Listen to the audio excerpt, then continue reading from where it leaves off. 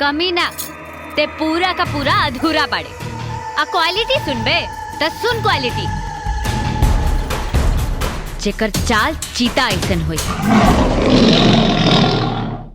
जेकरा जिगर राइफल के ट्रिगर ऐसन होई, हिम्मत हिमालय नियर और ताकत तलवार से भी तेज होई, उहे हमार दुल्हा बनी। वाह, मुबारक हो,